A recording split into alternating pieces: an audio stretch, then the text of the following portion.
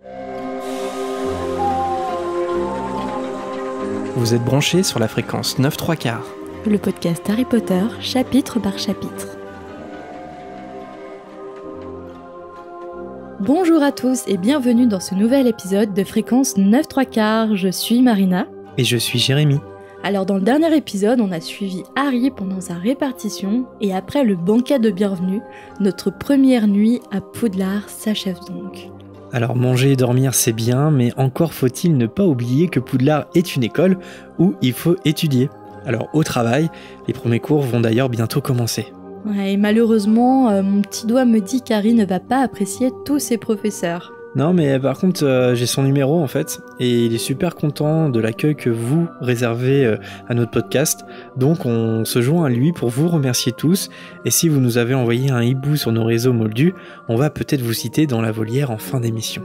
En fait, le pire dans ce que tu viens de dire, c'est que tu crois vraiment que tu as le numéro d'Harry en fait. Ah oui, je l'ai. Bah, regarde, je vais te le passer pendant le jiggle, regarde.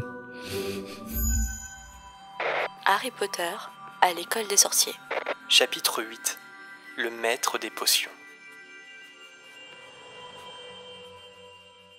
Alors, dès sa première journée à Poudlard, Harry intrigue les élèves. Et quasiment tous les élèves murmurent en le voyant, et certains vont même jusqu'à provoquer le destin pour essayer de le voir. Il est un peu comme une bête de foire à Poudlard, ce pauvre Harry.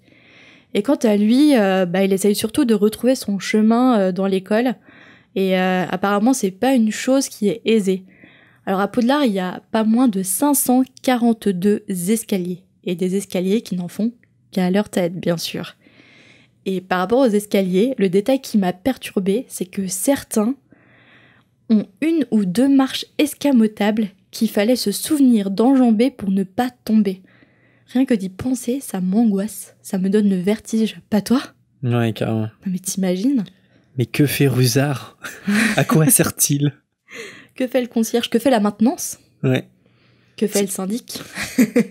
C'est parce que c'est une école publique, comme on s'en est rendu compte un peu plus tôt. Ouais, c'est pour ça. Il n'y a pas le budget, en fait, c'est pour ça. Et en plus des escaliers, il y a des portes récalcitrantes qui s'ouvrent uniquement quand on les chatouille. Ça, je m'en souvenais plus trop. Des trompe-l'œil également. Et les choses, elles bougent sans cesse. Les personnages se déplacent de tableau en tableau. Et Harry, il est même persuadé que les armures se baladent dans les couloirs. Et en plus de tout ça, on peut à tout moment traverser un fantôme. Essayer d'ouvrir une porte et il y a un fantôme qui traverse au même moment. Ça fait quoi comme bruit ? Effet Mr. Freeze. Placement de produit. Alors heureusement, Nick quasi sans tête, il était toujours content d'aider les nouveaux élèves. Par contre, il y en a un qui n'aide pas les nouveaux élèves, c'est Peeves. Peeves, dont le plaisir, c'est de les bousculer, de les torturer, un peu par exemple en les bombardant de morceaux de craie, en tirant les tapis sous leurs pieds, ou en se mettant derrière eux et en criant « Je t'ai eu !» C'est vraiment un esprit frappeur hyper nuisant. Ouais, nuisant, et en même temps, c'est des gags d'enfants, tu vois. C'est ça qui est étrange et singulier. Ouais, ça reste un peu enfantin, ouais. C'est ça qui fait de Peeves un esprit frappeur assez unique, parce que c'est un esprit frappeur, mais dans une école de magie pour enfants. C'est-à-dire que c'est pas un poltergeist qui terrifie en fait les gens, tu vois, et c'est plus de l'ordre du gag. Il va t'arroser avec un seau d'eau, mais il va pas te faire vivre un cauchemar éveillé, quoi. Comme dans The Conjuring. Ouais, voilà, on est sur un autre niveau, quoi. C'est pas la nonne, tu vois. C'est pas James Wan, quoi. Harry Potter réalisé par James Wan, je pense que Peeves y aurait été, en tout cas. Alors, niveau nuisance, il y a aussi Rusard, le concierge. Alors, il faut dire que les pauvres Harry et Ron, ils se le sont mis à dos dès le début. Parce qu'en fait, Harry et Ron, ils ont essayé d'ouvrir une porte du couloir. Et en fait, cette porte s'avérait être la porte du couloir du 3e étage, interdit. Et malgré le fait d'expliquer que ils n'avaient pas conscience que c'était le couloir interdit, qu'ils se sont perdus, évidemment Rusard ne les a pas crus et a invoqué les menaces du cachot. Et heureusement, notre cher professeur Quirrell a volé au secours de nos 2 apprentis sorciers à ce moment-là. Ah, quand tu dis notre cher professeur Quirrell, n'oublie pas quand même avec le recul qu'on Non, a mais c'est ironique. que c'est un mange-mort. Ironique. C'est d'ailleurs... Enfin, en fait, ce petit détail, finalement, quand on connaît l'intrigue, ça peut aussi être un moyen pour le Quirrell d'écarter d'éventuels élèves curieux, en fait, de la pierre philosophale, pourrait se demander ça. Ou qu'il est jamais trop loin d'Harry, tu vois. Et qu'il est surtout jamais trop loin de l'entrée du labyrinthe pour atteindre la pierre. Et avec du recul, on peut se dire, ça se trouve, le professeur Quirrell, il était pas là par hasard. C'est vrai, bien vu. Et notre fidèle Rusard a un fidèle compagnon qui est une chatte qui s'appelle Mystaigne. Alors Mystaigne, elle est décrite comme un animal grisâtre et décharné avec des yeux globuleux. C'est bizarre, dans les films, ils l'ont pas du tout représenté comme ça et à aucun moment dans le livre, ils la décrivent avec... Enfin, J.K. l'a décrit avec des yeux rouges. Dans le film, ils lui ont donné des yeux rouges, non ? Ouais, je pense, parce que des yeux globuleux, ça doit être un peu compliqué. Ça dépend comment tu l'interprètes. Ouais, mais pourquoi des yeux rouges ? Ouais, pourquoi ? Pour montrer qu'elle est méchante, tu vois, c'est un peu... C'est un peu stéréotypé, mais je pense que c'est l'intention. Heureusement quand même qu'il y a de pattes en rond, parce que sinon ça aurait donné vraiment une mauvaise image des chats. Et Mystaigne, elle parcourt les couloirs de Poudlard et au moindre passage dans un endroit interdit par les élèves, elle va vite prévenir son petit maître là. Et son maître a l'avantage de connaître les passages secrets de Poudlard mieux que personne. À part peut-être les jumeaux Weasley. Mais comment peut-il connaître tous les passages secrets du château ? Mystère. Nous le saurons dans le tome 3. Dans 4 ans et demi, à fréquence 9/3. Tu te rends compte au moment du tome 3, l'âge qu'on aura ? Ça m'angoisse. Après, si on est régulier, ouais, c'est pas si long que ça en fait. Hein, si on est régulier. Ouais, ça passe vite. Eh oui. Si on est régulier. On s'est donné un sacré pari quand même. C'est clair. Des petits fifous. Alors, c'est pas tout d'arriver à trouver les salles de classe, mais il faut aussi réussir à suivre les cours. Et Harry découvre vite que la magie, ça se limite pas à brandir une baguette magique et à murmurer quelques paroles obscures. Alors, je vais vous présenter les matières que les premières années suivent à Poudlard. Alors, chaque mercredi soir, les élèves suivent des cours d'astronomie. Les élèves scrutent le ciel et apprennent le nom des étoiles ainsi que le mouvement des planètes. Est-ce que c'est un cours qui t'aurait plu ? Ouais, ne serait-ce que pour l'ambiance, tu sais, d'être tout en haut de la tour d'astronomie et puis de noter les astres. Et puis, je pense qu'il y a une plus-value en fait quand t'es sorcier.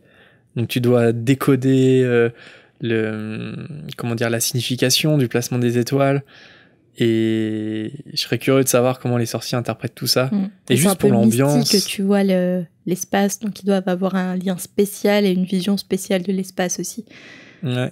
Un peu moins développé que les centaures, hein, comme les centaures le rappellent bien. Mais en tout cas, ouais, enfin, ne serait-ce que pour l'ambiance du cours. Mais c'est un peu comme la divination, finalement. La divination m'intéresse pas parce que, un peu comme l'astronomie, tu peux développer ça hein, quand t'es un moldu. Hein. Je veux dire, il y en a qui y croient vraiment. Et les matières ne m'intéressent pas en tant que telles, mais par contre, l'ambiance des cours, que ça soit l'astronomie ou la divination, j'ai trop envie d'être dans une salle de classe et de suivre ces cours. La divination aussi ? Ouais, t'es dans des petits coussins avec du petit thé fumant, il y a une odeur d'encens. Ta prof, c'est une vieille folle, mais qui doit être trop rigolote. Ta prof, c'est Emma Thompson. Ouais, je sais pas. Ouais, l'ambiance me plaît bien. Ouais, divination aussi, ouais. Moi, je serais à fond dedans, je pense. T'y croirais ? Je me dirais non, c'est pas vrai. Mais au moindre signe, je fais en fait, j'avais raison. Il y a plein de choses qui vont se produire et je vais devenir parano. Mais ouais, tu vois, c'est comme l'horoscope, tu vois. J'y crois pas jusqu'à ce que j'y vois un signe, j'interprète un signe pour ma vie, je fais c'est peut-être le moment de faire ça. Voilà, comme la plupart des gens, je pense. Et ensuite, il y a aussi des cours de botanique, et c'est le professeur Chourave qui donne des cours 3 fois par semaine. Ils étudient les plantes et les champignons étranges dans les serres du château. Et ça te botte aussi Eh ben, un petit peu moins, tu vois. Ah ouais, moi non plus. Oh. Je suis pas très jardinier, j'ai pas la main verte, je suis pas très manuel. Et non, c'est pas forcément le cours que je choisirais. Par contre, big up à J.K. Rowling d'avoir nommé en version originale le prof de botanique Professeur Sprout, qui veut littéralement dire chou. C'est-à-dire que chou rave, il a ajouté quelque chose en français, Jean-François Ménard. Non, chou rave, c'est vraiment chou. Ah, chou rave, c'est un mot français pour dire le chou? Ok, Il y d'accord. a un chou rave, c'est...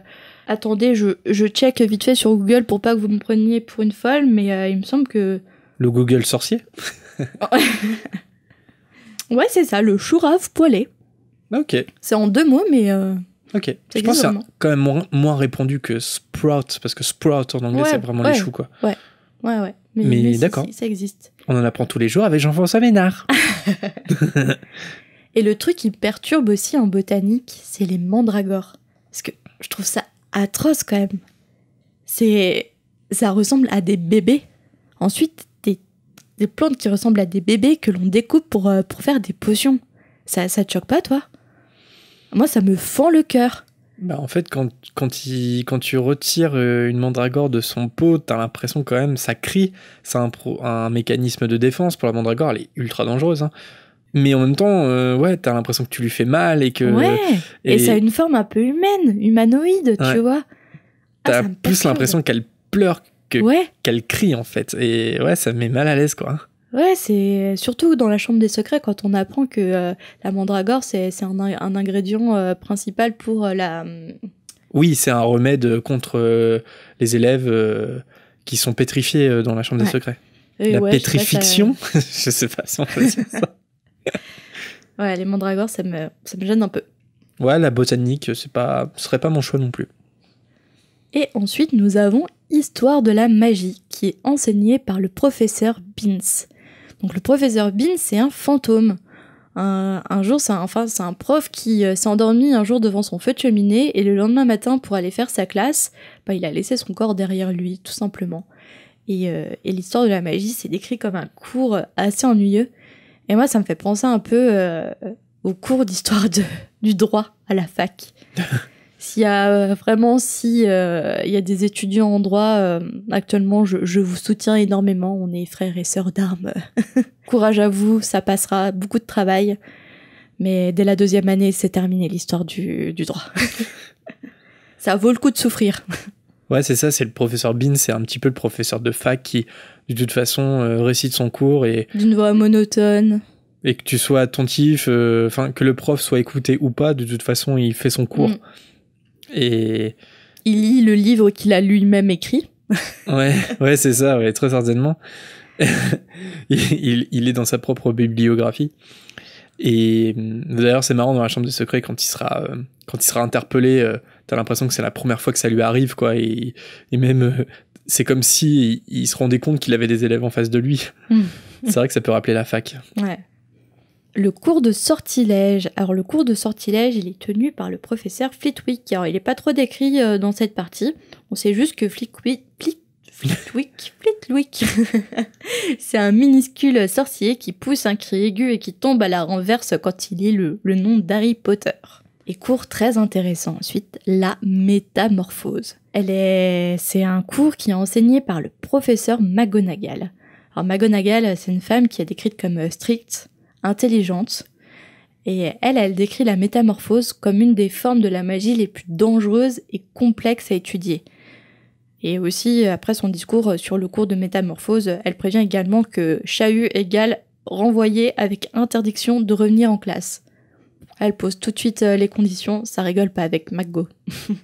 Et pour débuter le cours, elle transforme devant les yeux des élèves son bureau en cochon.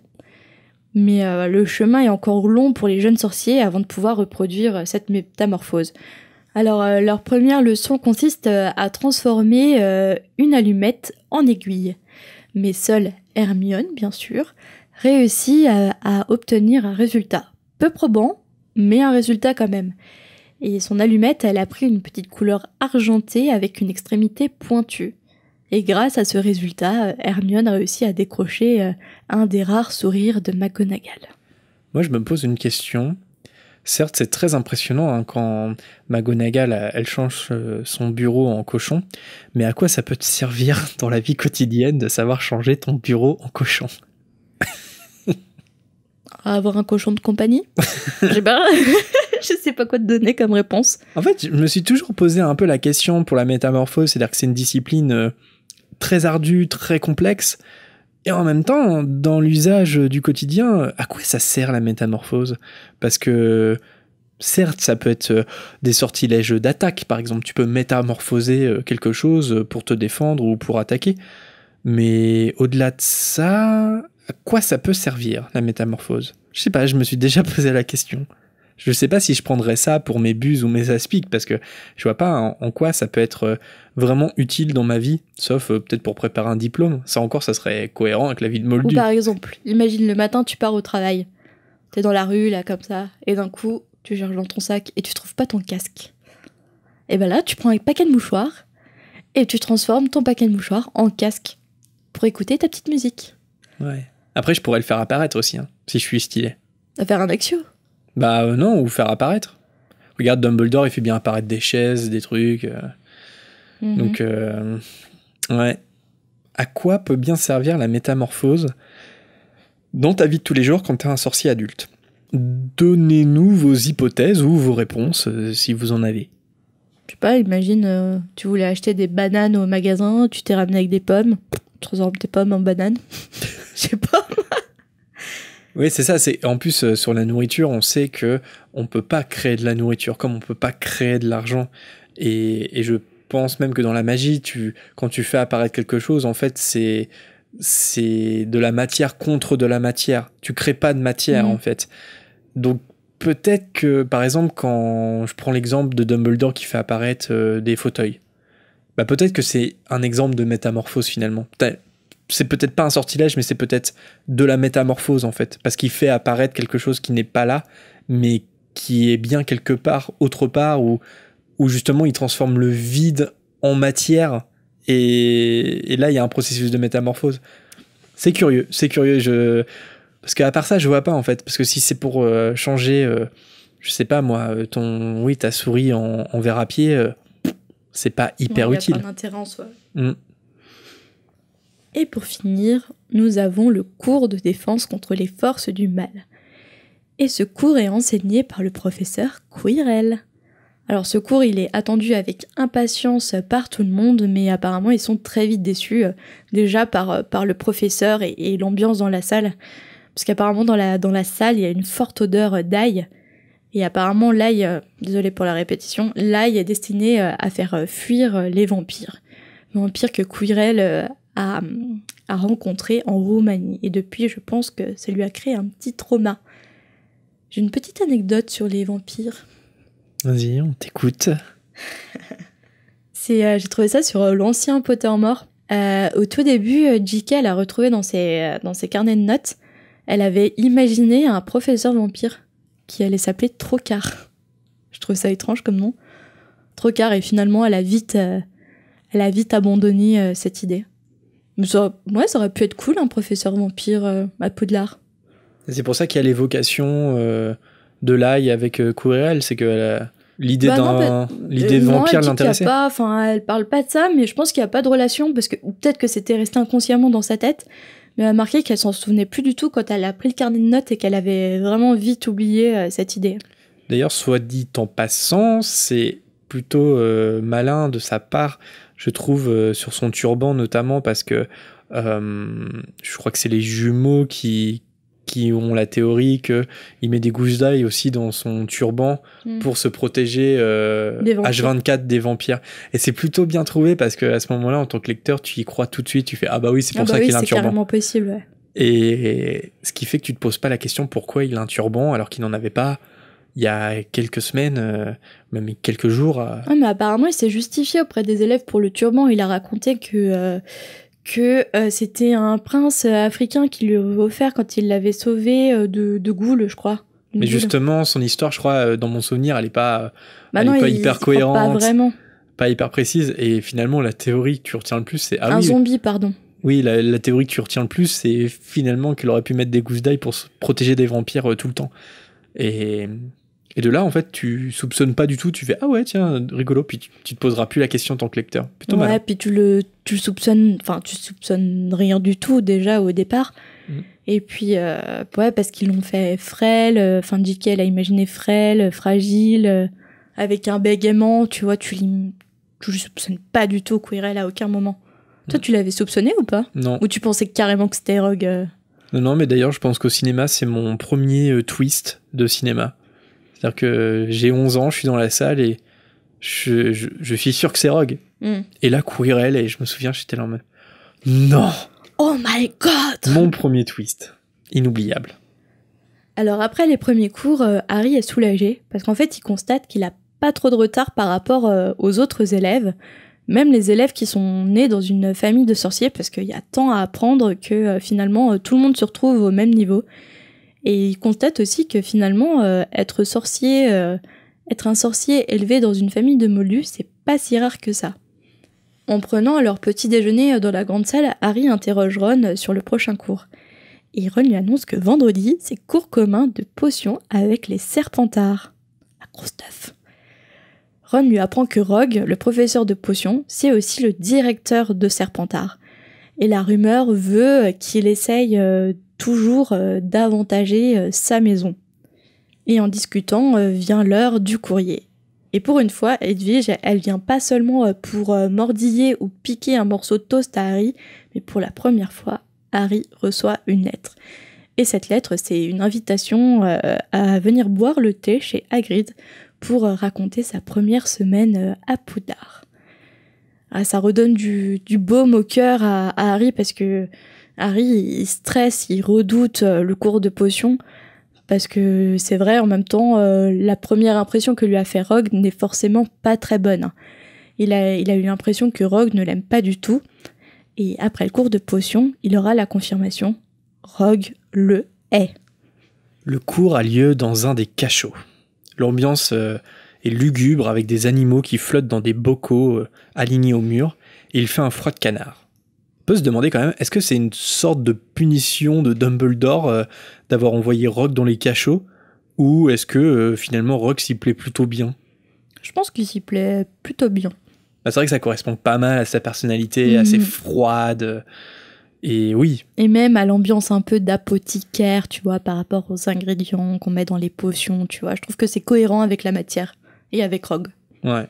Oui, parce qu'on va voir que Rogue est quelqu'un d'exécrable dans ce premier chapitre, mais pour autant, même si son souhait le plus cher, c'est d'enseigner la défense contre les forces du mal, en fait, c'est un excellent potionniste, en fait, et c'est un maître des potions, quoi. Et nous le verrons dans le futur.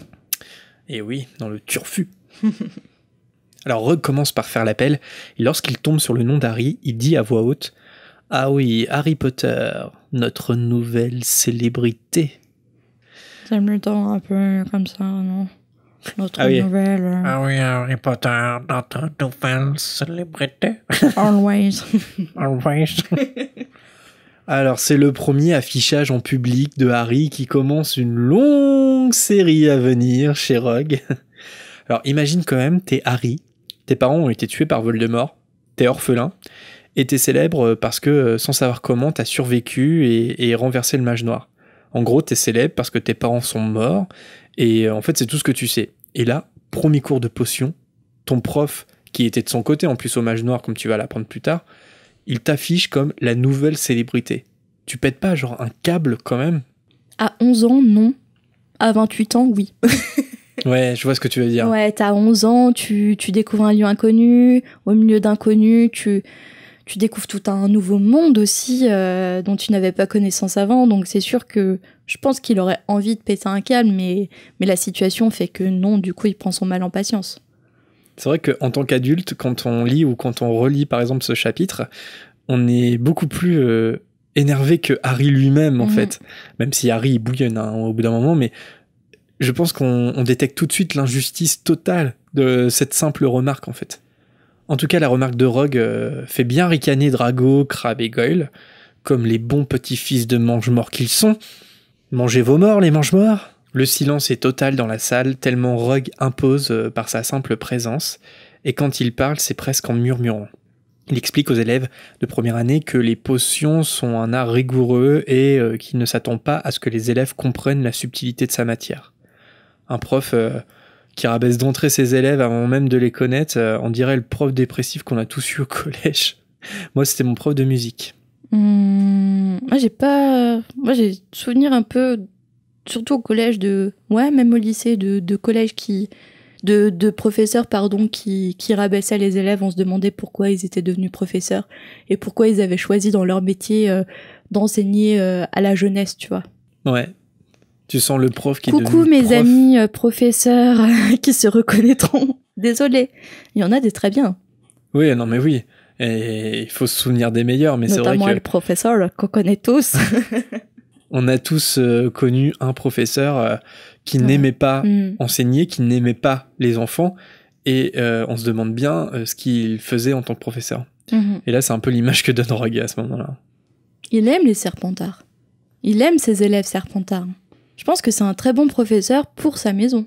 Bon, après, c'est dit dans le chapitre que Drago, c'est son chouchou, mais je sais pas s'il épargne vraiment les autres Serpentards. Je pense qu'il rabaisse aussi des Serpentards, hein, tu vois. Quand ils préparent des potions, quand ils font des bêtises, à mon avis, il est là, il est pas du genre à féliciter, complimenter des Serpentards. Non, ça c'est sûr, ça va pas avec son caractère, mais je pense que les élèves de sa maison se sentent moins rabaissés et en danger par rapport aux élèves de Gryffondor, Poufsouffle ou Serre d'Aigle. Ouais, non, ça c'est sûr. Il explique avec une passion douteuse la science des potions en donnant l'exemple de mettre la gloire en bouteille ou encore d'enfermer la mort dans un flacon. Mais il en rajoute une couche en précisant qu'il pourrait leur apprendre tout ça, mais qu'ils sont de toute façon, je cite, qu'une bande de cornichons. Alors soudainement, Rogue appelle Harry par son nom, Potter.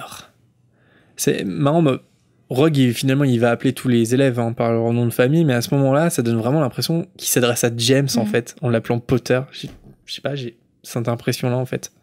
De toute façon, c'est sûr qu'en regardant Harry, il ressemble beaucoup à son père.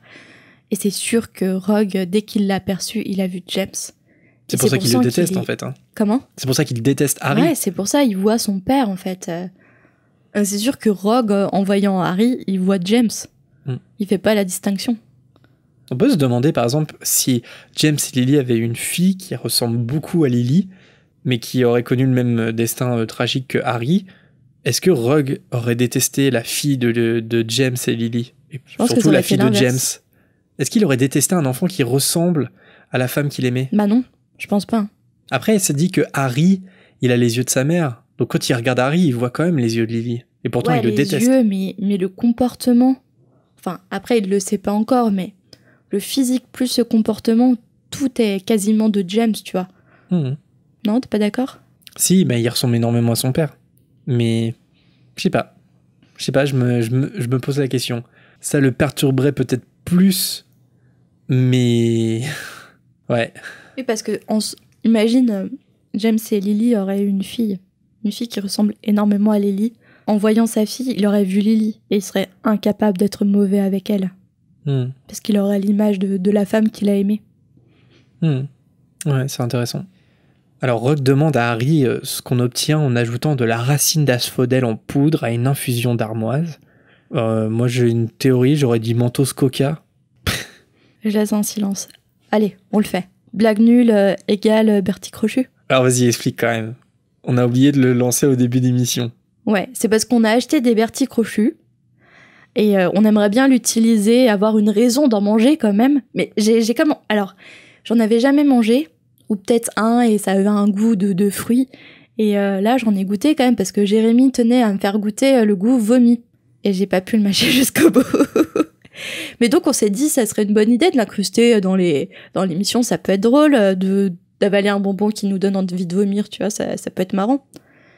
Donc du coup, on s'est dit, peut-être que... Après, vous entendez pas toutes nos blagues, heureusement, parce qu'il y a certaines qui sont pas diffusables. Il y en a très peu qui sont coupées finalement. Hein, mais il y en a très peu, pareil. ouais. Mais il y en a certaines, moi perso j'en ai fait une là, j'ai un peu honte, donc on la coupe quoi. Mais là, donc du coup, attends, t'as fait une blague sur Mentos Coca, il y a eu un silence, elle est pas top. Bertie Crochu. Allez, vas-y, si tu veux. Mais ils sont où par contre? Alors, c'est un petit... Oh, ça va être rien. Trop bon. C'est vrai ? Ouais. Cannelle ou cerise? Cerise. Cerise, voilà. Trop Déception. bon. Merci Marina. Et oui, en même temps, dans la petite boutique, on a trouvé un pins trop mignon de préfet Serre d'Aigle. Et ouais. Mais pas de préfet Gryffondor. Bah non, parce qu'en fait, victime de son succès, tu vois. Et ouais. Enfin bon, bah merci pour le petit dragé, ma coque, ma blague Mentos Coca pour l'asphodèle en poudre avec l'infusion d'armoise. Moi, j'assume. Harry, il regarde Ron, qui est tout aussi what the fuck que lui, et Hermione, quant à elle, elle lève déjà la main pour répondre à la question que vient de poser Rogue. Harry, il répond logiquement qu'il ne sait pas. Il répond très poliment en disant « Je ne sais pas, monsieur ». Rogue, il a un rictus méprisant, selon le texte, et il dit qu'apparemment, la célébrité n'est pas tout dans la vie. On assiste quand même, à ce moment-là, à un prof qui crache sa jalousie puérile d'adolescent à la face d'un enfant qui n'a rien demandé. C'est incroyable quand même. Il sait même pas qui est Rogue, son histoire, qu'il a connu Lily, et il se prend tout ça dans la face, c'est terrible. Ouais, puis à ce moment-là, Rogue, c'est pas un prof, c'est un vieil ado, quoi. De toute façon, il a jamais... il a vécu un véritable trauma, parce que, faut quand même le dire, il a subi quand même du harcèlement de la part de James et sa bande. Et je pense que c'est un trauma qu'il a jamais pu surmonter. Rogue insiste et demande à Harry où on peut trouver un bézoard. Alors un bézoard, c'est pas un peu une question inappropriée pour un enfant de 11 ans de demander où se trouve un bézoard? Tu penses que ils sont trop sensibles pour savoir que c'est dans l'estomac d'une chèvre? Ah non, mais je pensais pas ça. Non, tu peux. Trop haut en level de compétences? Tu vois pas le truc. Oh, et après tu dis non. Un bézoard, si tu sais pas ce que c'est, il vaut mieux pas le deviner. Je suis choquée. Hermione, elle lève à nouveau la main comme une folle. C'est une honte, monsieur. Hermione, elle lève à nouveau la main comme une folle, et pendant ce temps-là, Harry essaie de pas regarder Drago et compagnie qui ont un fou rire. Harry répète qu'il ne sait pas et qu'il ne connaît pas la réponse, et Rogue lui rétorque qu'il ne s'est même pas donné la peine d'ouvrir ses livres avant son arrivée. Alors le narrateur précise quand même que si Harry il a bel et bien ouvert ses livres chez les Dursley, mais quand même pas au point de retenir tout ce qu'il y avait dans Milherbe et Champignons magiques par exemple. Harry, il s'efforce de pas baisser les yeux, et il continue de regarder Rogue quand il lui pose alors une troisième question. Rogue lui demande, cette fois, la différence entre le Napel et le Toulou. Hermione, elle en peut tellement plus qu'elle se lève carrément cette fois. C'est un peu comme une droguée, tu vois, genre, elle connaît la réponse, il faut qu'elle réponde. Ouais, qu'elle le dit. Et pour la troisième fois, Harry répète qu'il ne sait pas, mais cette fois il précise qu'il pense que Hermione connaît la réponse et qu'il aurait sans doute un peu plus de chance avec elle. Il a quand même un peu de répartie. Hein. Grave. On en parlait, je crois, dans un précédent épisode où Harry, parfois, il est ultra impertinent comme ça et il est redoutablement efficace, en fait, dans sa façon de répondre. Et là, c'est un des exemples. Alors d'ailleurs, c'est pas dans les films, mais justement, c'est une scène coupée du premier film. Je sais pas si tu le savais ou si tu l'as déjà vu, la scène. Quand il dit que Hermione connaît la réponse? Ouais. J'ai dû la voir parce que moi je pensais que c'était dans le film. Ah non, c'est pas dans le film. C'est une scène qui a été coupée, mais qu'on peut voir. Alors soit dans les versions des films où les scènes coupées sont intégrées dedans, soit on peut la regarder sur YouTube, je pense, assez facilement. Ok, ouais, parce que pour moi, c'était... Ok, tu l'as déjà vu. Mais non, elle est pas présente dans le film. Alors, petite anecdote, justement, pour rester sur le film, c'est d'autant plus injuste, en fait, ces remarques de Rogue, parce que Harry, il prend déjà des notes sur ce que dit Rogue avant de se faire humilier. Tu te souviens de ça? Ouais. Mais je m'en souviens. Anecdote, comme c'est en anglais, les notes que prend Harry, évidemment, quand j'étais petit, je comprenais pas ce que Harry notait, en fait, dans son cahier. Et je comprenais pas qu'il notait, en fait, ce que disait Rogue. Et du coup, je pensais qu'il faisait complètement autre chose, qu'il n'était pas attentif au cours, et que dans une certaine mesure, Rogue, il avait pas tout à fait tort. Son impertinence déclenche quelques rires, et Simus lui fait même un clin d'œil. Évidemment, Rogue, lui, il est pas hyper content. Il aboie à Hermione de se rasseoir, et pour son information, il donne les réponses à ses questions. Alors, je voulais poser les questions à Marina, mais visiblement, elle triche sur le doc. Donc, voilà. Non, mais Donc, t'as essayé de me poser un piège, là. En fait, t'avais prévu les Bertie crochus, en fait. Non? Ah non, bah non, tu vois, j'ai même pas pensé Ok. que ça pouvait donner des Bertie crochus. Parce que j'ai caché en fait les réponses des questions sur le doc et Marina, elle a détecté le truc et du coup, elle les a J'ai révélés. paniqué, j'ai regardé. Alors quand même, pour les dire, l'asphodèle et l'armoise, ça donne un somnifère puissant qu'on appelle aussi la goutte du mort-vivant. Un bézoard, c'est une pierre qu'on peut trouver dans l'estomac des chèvres et qui est un antidote à la plupart des poisons. Ça, j'avais la réponse puisque je te l'ai dit précédemment. C'est vrai. Mm. Moi, je pensais que c'était autre chose. Quelqu'un rajoute une couche. Et le napel et le tulou, c'est la même plante, aussi connue sous le nom d'aconite. Alors, est-ce que tu connais le double sens supposé, on pourrait dire, de l'asphodèle et de l'armoise dans ce chapitre? Ouais. C'est vrai? Vas-y, Oui. explique. Alors, a priori. Tu vas lire mes notes? Oui. Non, mais franchement, avant de lire les notes, est-ce que tu le savais? Oui, je Tu en avais l'avais entendu lu. parler? Oui, je l'avais lu. Alors pour ceux qui ne verraient pas de quoi on parle, en fait, a priori, Rowling, elle n'aurait pas choisi ces deux fleurs par hasard, donc l'asphodèle et l'armoise, mais leur signification pourrait déjà évoquer le lourd secret de Rogue. Pour décoder le message, il faut en fait s'intéresser d'un peu plus près à l'étymologie et au langage des fleurs de l'époque victorienne. Alors l'asphodèle, c'est une fleur de la famille des liliacées, en anglais Lily Flower, donc référence immédiate à Lily Potter évidemment. Et dans le langage des fleurs, l'asphodèle, ça exprime également le regret. Quant à l'armoise, en anglais c'est wormwood, c'est une variété d'absinthe, et le terme vient du grec sans douceur, et en langage des fleurs, ça signifie l'amertume, le manque ou les souffrances du cœur. Donc concrètement, Rogue, il exprimerait sans le savoir, ou pas d'ailleurs, parce qu'il y a aussi la théorie que c'est fait exprès par Rogue, il exprime son amour pour Lily et ses regrets depuis sa mort. Est-ce que ça colle pour toi ou pas? Son amour, oui, ses regrets, j'en doute un peu. En fait, là où moi j'y crois pas du tout, c'est le fait que Rogue choisisse ces plantes-là volontairement pour envoyer un message Ouais. à Harry. C'est un peu l'information qu'on voit un peu partout sur Internet. Non, mais par contre, je crois vraiment que c'est anticipé de la part de J.K. Rowling, enfin en tout cas que c'est réfléchi de la part de Rowling et conscientisé. En tout cas, beau message codé par J.K. Rowling si c'est bien le cas. Rogue, il demande alors à tout le monde de prendre en note ces informations. Il ajoute que l'impertinence d'Harry coûtera 1 point à Gryffondor. Encore une fois, le début d'une longue liste à suivre, les points enlevés par Rogue. Pour le premier cours, il répartit les élèves 2 par 2, et la potion à préparer, c'est un remède contre les furoncles. Alors, ça me serait bien utile, d'ailleurs, en ce moment. Mais pourquoi? Entre les doigts de pied, là, ça me... Non. Ah oui. Franchement, prends un Bertie crochet. Encore un? Mais attends, je vais Tu pas me en dégoûtes. Quoi? C'est quoi cette blague? Putain, bah celui-là. Ah, c'est quoi? Ah, c'est dégueulasse. Oh. Ah, c'est poussière. Ah, C'est poussière. franchement, je le méritais pas. Bah. Alors là, dites-nous s'il le méritait ou pas, ou si je suis trop sévère, ou... Dites-nous. J'ai des furons, quoi. Ah, mais t'es dégoûtant. En plus, tu connais mon... J'ai un problème avec les pieds.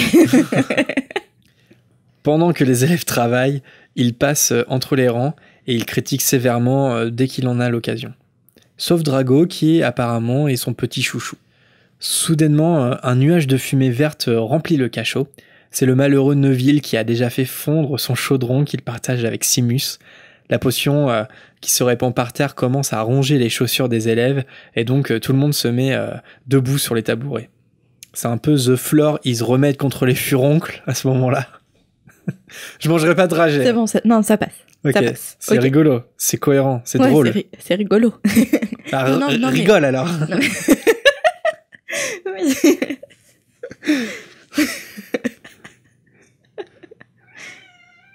Et un Bertie Crochu pour Wheatsy que vous venez d'entendre. À sa place des croquettes. Neville, évidemment, s'en est pris sur lui et des furoncles enflammés commencent à lui pousser sur tout le corps.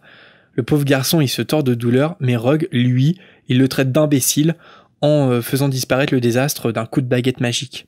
Après quoi, il ordonne à Simus de l'emmener à l'infirmerie. Elle doit en voir passer des choses bizarres quand même, Madame Pomme Fraîche à l'infirmerie. Je sais qu'on en a déjà parlé, mais ça doit être pire qu'aux urgences Moldues quand même. Je sais pas si c'est pire. Franchement, il faut du level pour que ça soit pire que les urgences Moldues parfois, je pense. Ouais, bah, des furoncles enflammés sur tout le corps, déjà c'est pas Oui, mal. c'est vrai. Oui, j'avoue. Et là, Rogue se tourne vers Harry et Ron. Et il demande à Harry pourquoi il a pas dit à Neville de pas ajouter les épines de porc-épic tout de suite. Et Rogue suggère que c'est peut-être parce que Harry pensait avoir l'air encore plus brillant si Neville ratait sa potion. Excuse complètement bidon. Et du coup, il enlève un nouveau point à Gryffondor. Mais c'est un scandale, que fait l'inspection académique? Ouais, il devrait y avoir des procédures pour l'abus d'enlèvement de points comme ça, arbitraire, sans aucune raison. Complètement. Bah ouais, d'ailleurs, est-ce qu'il y a un contrôle, tu vois, genre sur le pouvoir des points chez les profs ou sur les préfets, comme on le verra dans l'Ordre du Phénix? On n'a pas l'impression quand même. Bah non. Parce que si les préfets peuvent faire ce qu'ils veulent, je pense que les profs, eux aussi. Pas normal. Dumbledore, que fais-tu? Ça dénonce. Harry, il est bouche bée, mais il s'apprête quand même à répondre quand Ron lui donne un petit coup de pied en lui conseillant de laisser tomber. 1 heure plus tard, il remonte du cachot et Harry est hyper énervé de tant d'injustice et il se sent mal d'avoir fait perdre déjà 2 points à Gryffondor. Ron, il tente de le rassurer un peu en disant que Fred et George, eux aussi, ont déjà fait perdre plein de points à cause de Rogue. Puis Ron demande s'il peut se rendre avec lui chez Hagrid.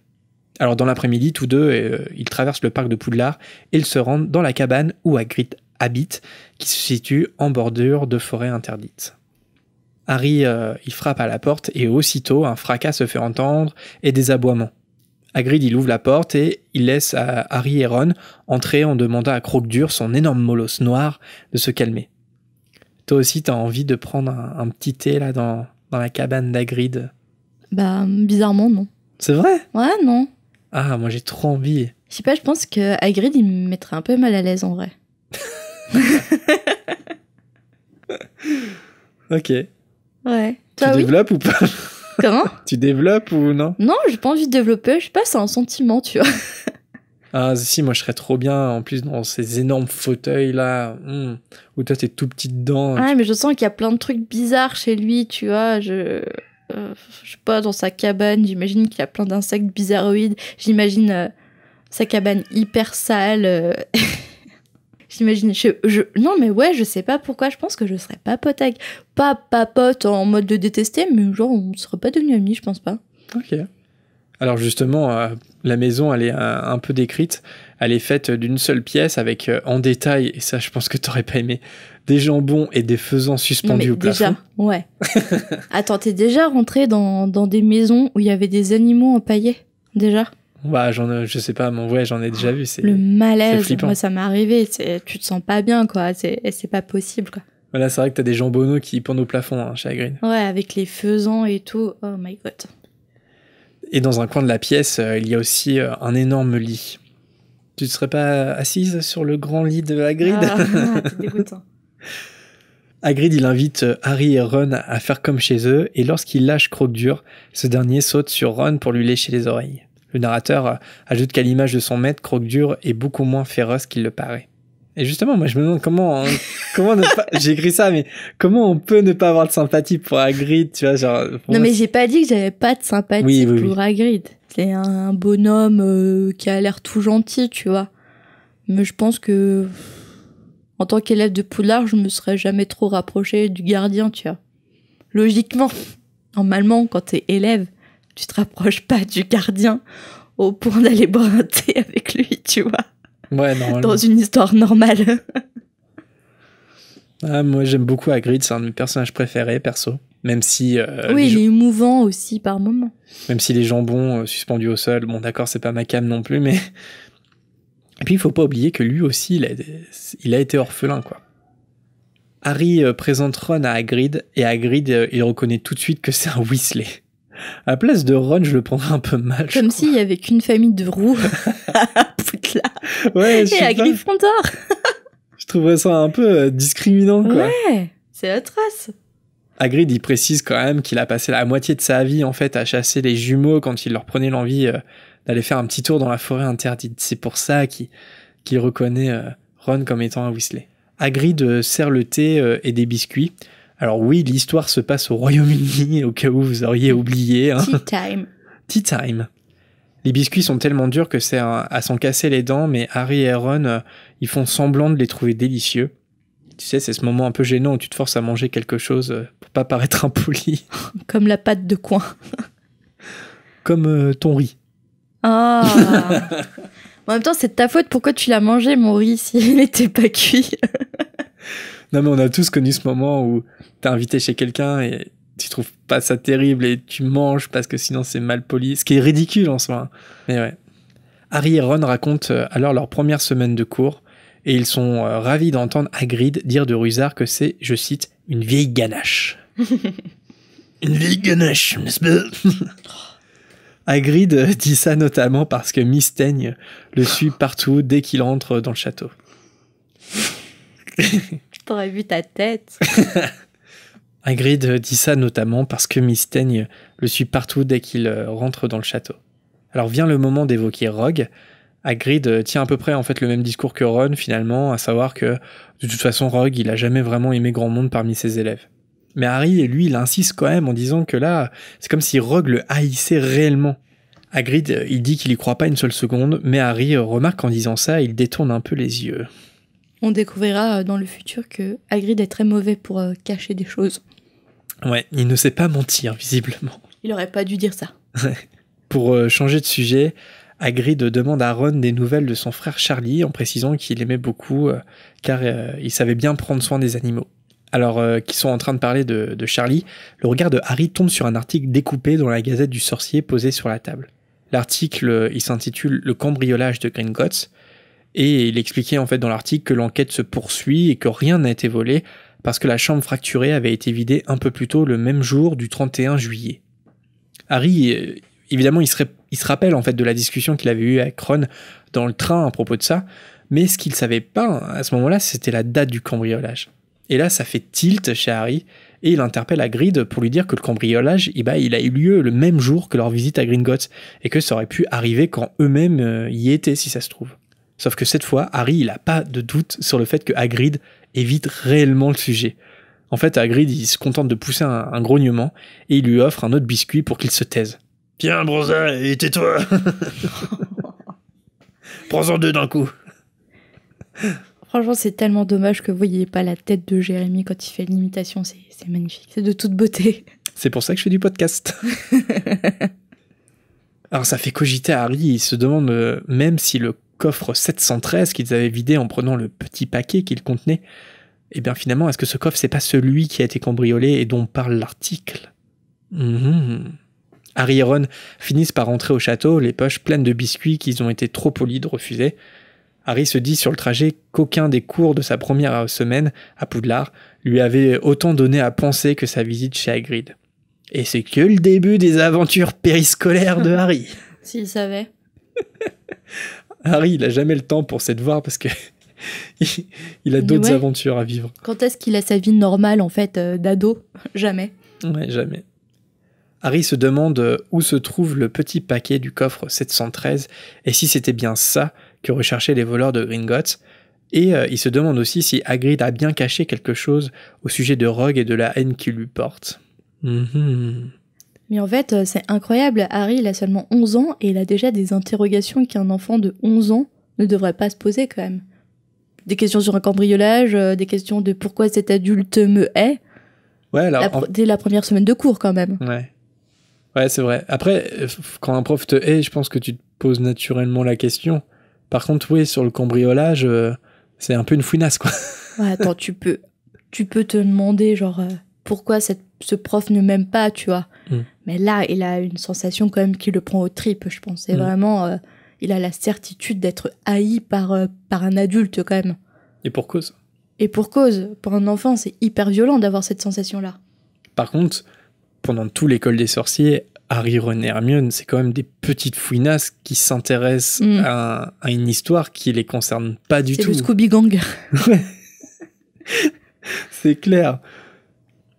C'est donc la tête pleine de questions que Harry rentre alors à Poudlard en compagnie de Ron, comme s'ils étaient tous les deux aux portes de tous les mystères qu'il leur faudrait bientôt résoudre et de toutes les aventures magiques qui les attendaient.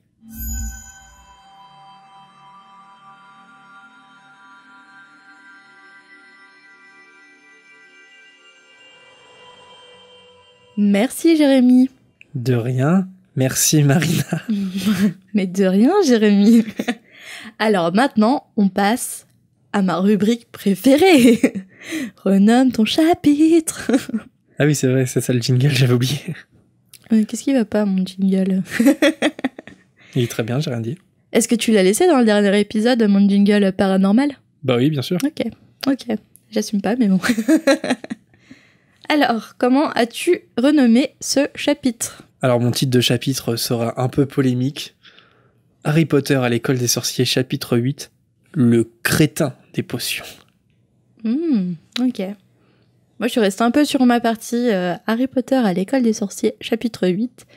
La découverte de l'emploi du temps des 6e B. Ah, c'était mon idée 6e B en plus. Mais non. C'est moi qui ai dit 6e B, j'en suis sûr. Bah, pour quel titre? Bah, je sais plus. Ah bah. Non, mais on c'est bien ira pratique, vérifier. ça, de ne plus savoir, monsieur.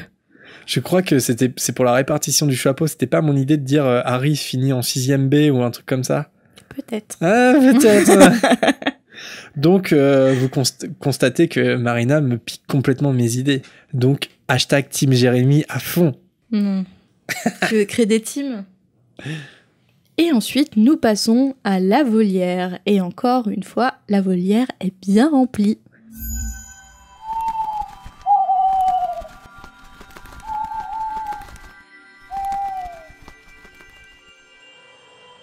Et notre premier hibou est sonore. Et il nous vient de la goule en pyjama. Je voulais revenir sur ce que vous avez dit dans l'épisode 4, je crois, à propos de la sécurité à Poudlard.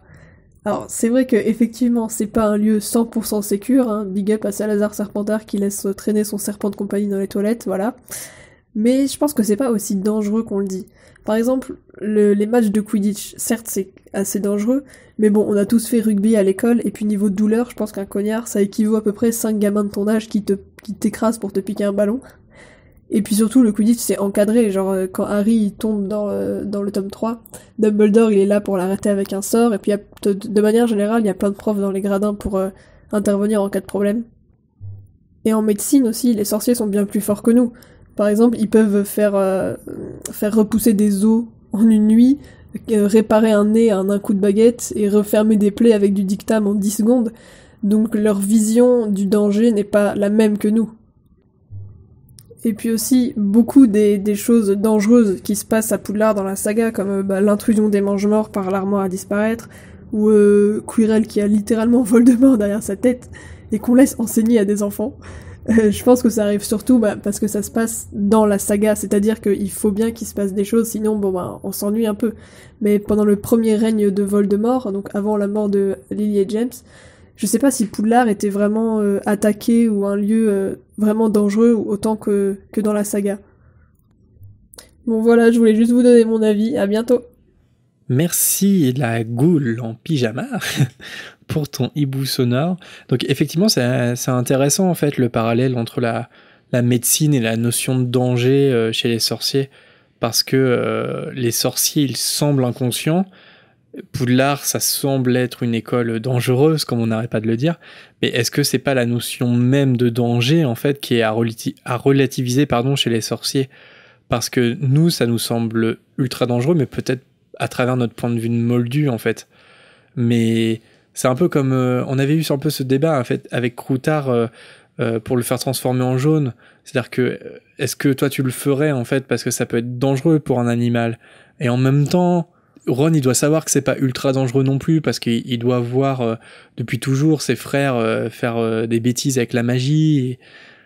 Et puis la goule évoque la médecine, et c'est ultra intéressant en fait. C'est-à-dire que, ouais, le Quidditch, tu peux te faire des blessures de ouf, mais en même temps, quand tu vois la capacité de guérison de Madame Pomme Fraîche, est-ce que t'as vraiment du souci à te faire? Tu peux te faire mal, mais tu seras guéri. Et ils ça n'ont pas les mêmes limites par rapport à leur corps en fait et à leur santé que nous. En fait, il repousse la nature. Encore plus que nous, sur certains domaines. Nous, par là, je veux dire avec la technologie. C'est-à-dire que la magie est très en retard par rapport à la technologie sur certains domaines. La communication. Mais la médecine paraît quand même ultra développée chez les sorciers. Donc c'est intéressant, tu vois, Une réflexion intéressante. Ouais, relativiser le danger par rapport aux possibilités de la magie. Alors maintenant, on a un message copieux, quoique digeste, de Noémie avec sa petite sœur Charlotte. Alors déjà, Noémie, je sais pas si tu te souviens, mais on s'est déjà rencontrés en fait, à Dijon. Et j'ai eu l'occasion de faire un doublage avec toi. C'était d'une scène d'Harry Potter, la scène de fin en fait, du dernier film. Et voilà, je tenais à te saluer. Tout d'abord, le pouvoir d'effacer les souvenirs reste tout de même considérable et par conséquent très dangereux. À votre avis, dans quelle mesure est-il contrôlé par le ministère ? Laisser un tel sortilège libre d'utilisation est-il vraiment prudent ? Ou peut-être que sa complexité permet déjà une sorte d'élitisme, d'écrémage suffisant pour un emploi à bon escient ? On sait par exemple que du trio, seule Hermione en est capable. Pourtant, une grande connaissance de la magie ne fait pas du sorcier ou de la sorcière en question un être respectable et honnête, comme on peut le voir avec Lockhart, qui affectionne particulièrement ce sortilège et s'en sert pour s'approprier exploits et découvertes d'autrui sans vergogne. Alors déjà, tu penses quoi de cette première partie ? Tu penses que le ministère le contrôle ? Bah en fait, ça rejoint un peu ce qu'on a dit juste avant avec le hibou sonore. C'est-à-dire que en fait, je vois pas trop comment ça pourrait être contrôlé par le ministère, en fait. C'est un sortilège. C'est un sortilège dangereux, ouais. Ça, c'est sûr. Qui peut être utilisé pour des futilités comme pour détruire quelqu'un. Donc, c'est pour ça que c'est pas un sortilège impardonnable, je pense, parce que c'est un sortilège qui a une amplitude énorme. Mais par contre, contrôlé par le ministère, je vois pas trop, quoi. Ça me paraît compliqué. Alors ensuite, je me demandais comment le sortilège d'amnésie pouvait-il être maîtrisé par l'utilisateur, dans le sens où les exemples de la saga l'illustrent à des échelles extrêmement diverses. On peut ainsi évoquer le sortilège aussi bien dans le cas de l'oubli d'un épisode mineur, entre guillemets, comme Arthur qui évoque dans le tome 2 un service à thé ayant attaqué une pauvre famille moldue, ensuite oublié thé, que dans un cas majeur de l'oubli complet de l'existence d'un être humain, comme Barty Croupton dans le tome 4, jetant un sortilège d'amnésie à Bertha Jorskins, pour qu'elle oublie l'existence de son fils Barty Croupton Jr., dont elle a par hasard découvert l'évasion d'Azkaban, et représenterait ainsi un témoin compromettant avec de telles informations. La saga présente donc des situations très contrastées quant à l'utilisation du sortilège, concernant la profondeur de la mémoire effacée. Selon vous, comment le sorcier décide-t-il de la quantité et des limites de souvenirs qu'il supprime, sachant que la formule reste la même ? Est-ce un exercice de sélection de mémoire purement mentale ? Dans ce cas, la complexité du sortilège s'explique tout à fait, ça doit être compliqué. Ou avez-vous d'autres théories ? Moi, je pense que c'est totalement un exercice mental.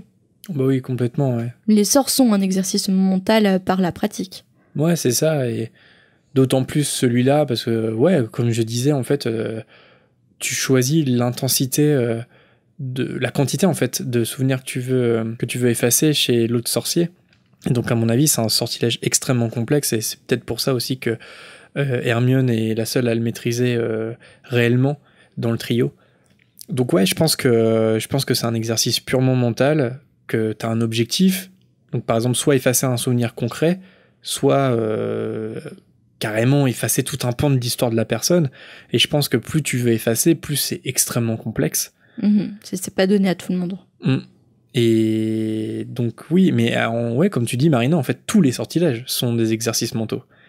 En fait, toute la dextérité d'un sortilège, c'est sa dextérité mentale à le mettre en place. Et ce qui est fascinant dans le sortilège d'Oubliette, c'est que ça peut être un sortilège très mineur comme extrêmement dangereux, et tout dépend du coup de ton intention de base.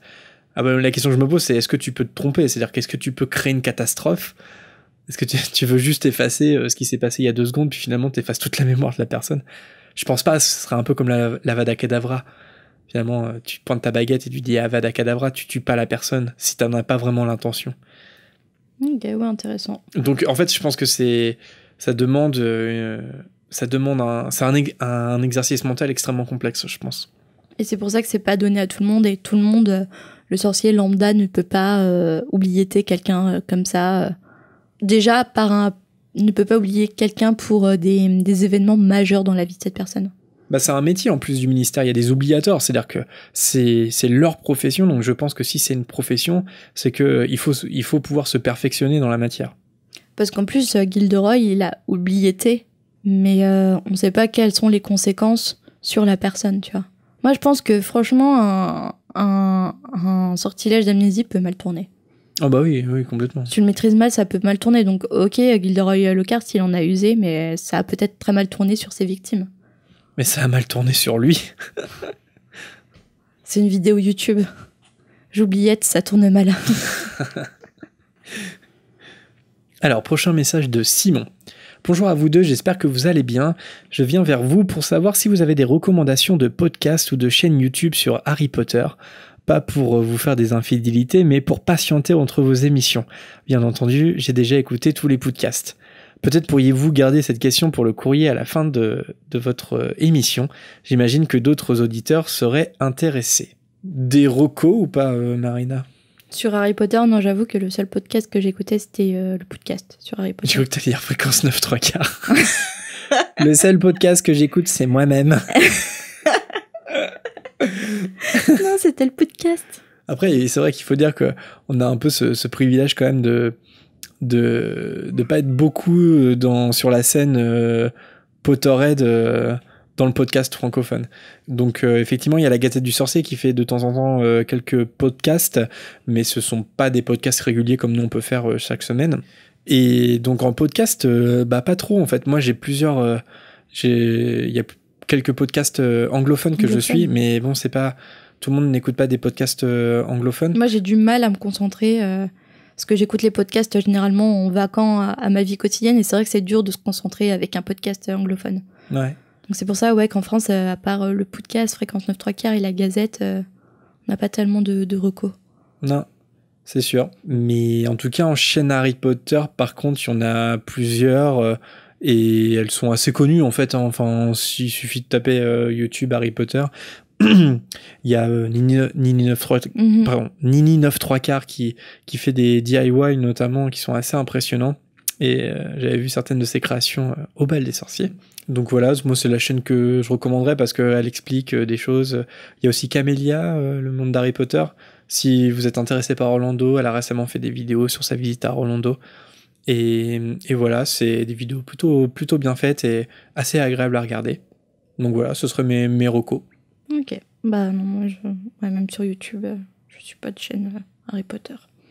Tu ne sais pas qui est Harry Potter d'ailleurs. Comment ? Tu ne sais pas qui est Harry Potter. Non. C'est quoi ?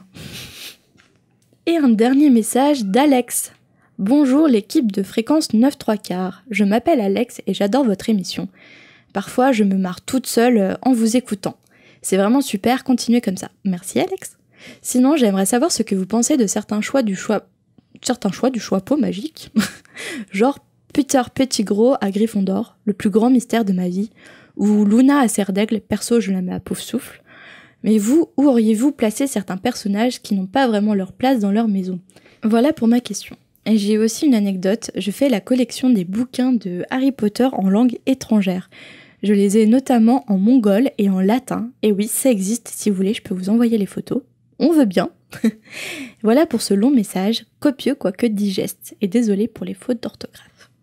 Alors moi j'ai rebondi tout de suite sur Peter Pettigrew à Gryffondor, parce que je pense exactement pareil que toi. Pourquoi il a été envoyé à Gryffondor et pas à Serpentard ?